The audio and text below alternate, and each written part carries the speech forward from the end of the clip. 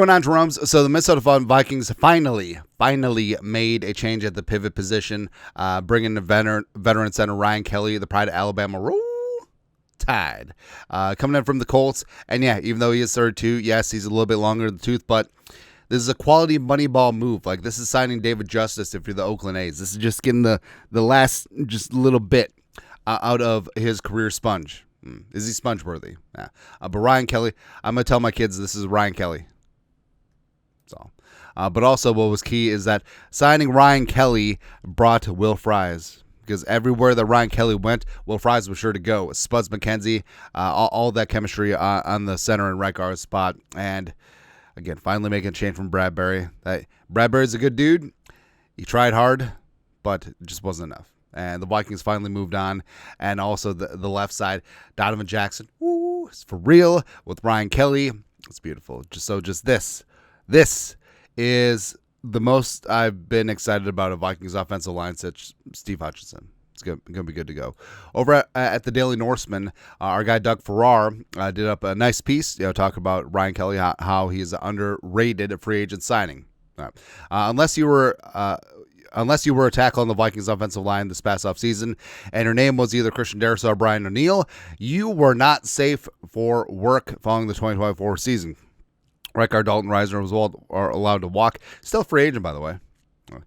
Fellow right guard Ed Ingram was traded to the Houston Texans for a small container of barbecue sauce. After 2024's benching. Got a 6th-round pick for him, and then he traded the 6th-round pick for Jordan Mason. Let's go. Center Garrett Bradbury signed a 2-year deal with the New England Patriots after he was cut. And while left guard Blake Brandel was still on the rooster, he's buried on the depth chart well behind first-round pick Donovan Jackson from Ohio State. Brandel. This entire time, is it Brandel? No. Brandel allowed 9 sacks and 46 pressures in 2024, so it's not as if any complaints are going to be heard. So part of it is that Brandel played well when Darrisaw was healthy, and then when he wasn't, he did not play well. That's basically what it comes down to. Also, I'm getting ads for anthropology. The 2024 Vikings had Garrett Bradbury problem as Bradbury allowed 4 sacks and 38 pressures as his team center while dealing with season-long back issue. And it's been a back issue since 2022. Right? And backs don't magically get better. So you have an undersized center with a bad back over 3 years. Also pray for Drake May. That's it. To replace Bradbury, the 2025 Vikings decided to sign another center with injury stuff in his past. Worrisome stuff to a degree, but there was no way any team was going to bag Ryan Kelly on a 2-year, $18 million contract with $9.25 million guaranteed. Kelly hasn't played a full season since 2022. Fair, but also don't care. And he's missed 10 games over the last 2 seasons, but this is a 4-time Pro Bowler who can still get it done when he's not on the mend. Last season, Kelly allowed 1 sack and 11 total pressures in 324 pass blocking reps, and he's remarkably clean as a protector over time, given the same amount of churn the Indianapolis Colts had at quarterback during his 8-year run there. Is there concern? The 32-year-old offensive lineman missed 2 games with a neck issue and 5 more with a knee injury in 2024. Absolutely.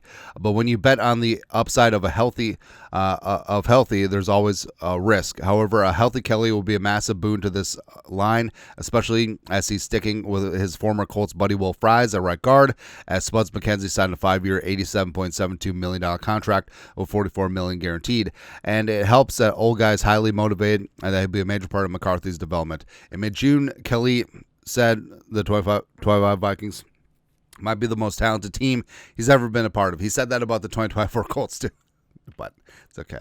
Along with O'Connell and staff, Kelly is responsible for making sure that McCarthy understands blitzes, protections, coverages, both pre and pro snap. That's one of the more underrated things, is that eventually McCarthy will be the one calling out protections, calling out, hey, 44 is a mic and blah, blah, blah. But protections early on will generally be called by Ryan Kelly. So understanding what he's seeing and getting into the right protection is going to be huge for McCarthy as he goes along. And this will certainly help. Not that this is new for him, though. Throughout his time with the Colts, Kelly had a different primary quarterback each season, and the whipsaw changed since 2018 from Andrew Luck to Jerome Brisket to Phillip Rivers to Carson Wentz. To the leftovers of Matt Ryan. Oh, what happened in the Matt Ryan season? What happened?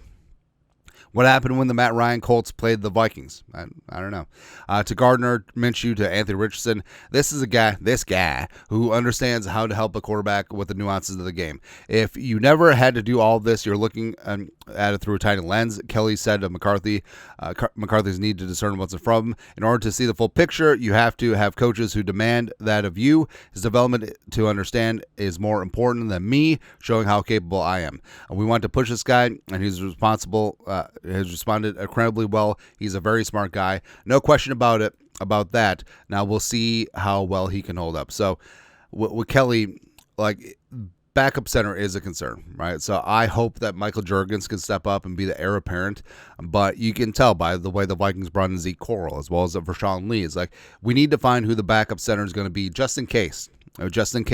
Ryan Kelly physically breaks down. But overall, I feel pretty good about this, right? And I know Kwesi's always the bet on the medical guy, but also the part and parcel of Ryan Kelly signing, because maybe it was close, because several teams were after Will Fries, but signing Kelly first, like maybe that just a little bit pushed him over the edge to bring in Will Fries, and that could be worth it on its own.